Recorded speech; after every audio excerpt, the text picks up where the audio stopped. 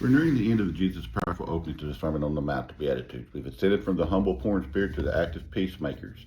Each of these declarations challenges our worldly notion of what it means to be blessed. Today we arrive at Matthew 5:10, a beatitude that stands in stark contrast to the comfortable, easy lives many of us often seek.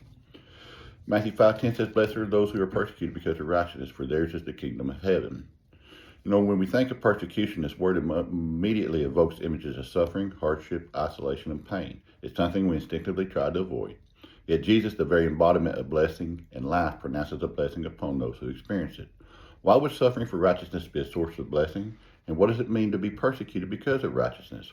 We have to first understand what kind of persecution Jesus is referring to. He says we are facing persecution because of righteousness.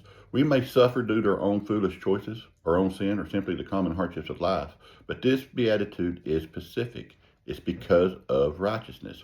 That is the crucial qualifier. The persecution is not for being annoying, unloving, or foolish. It's specifically for living a life that aligns with God's will, for upholding truth, for standing for justice, and choosing holiness in a world that rejects it. In the very next verses, Jesus expands on this, clarifying that persecution is ultimately because of him. When we live righteously, we reflect Christ, and because the world rejected him, it will often reject us. Persecution can take many forms: verbal abuse, insults, mockery, slander, false accusations.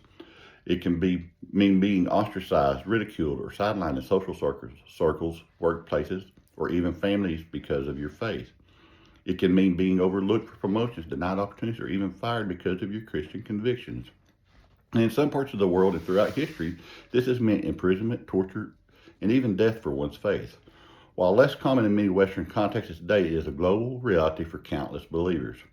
This beatitude reminds us that following Christ is not a guarantee of an easy life. It is often a call to join him in his suffering.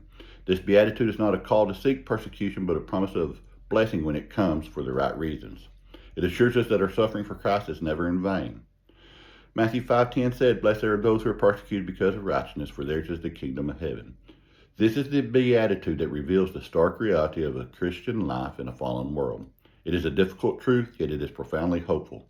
It tells us that our suffering for Christ is a sign of true discipleship, a confirmation of our spiritual identity, and a guarantee of eternal glorious reward.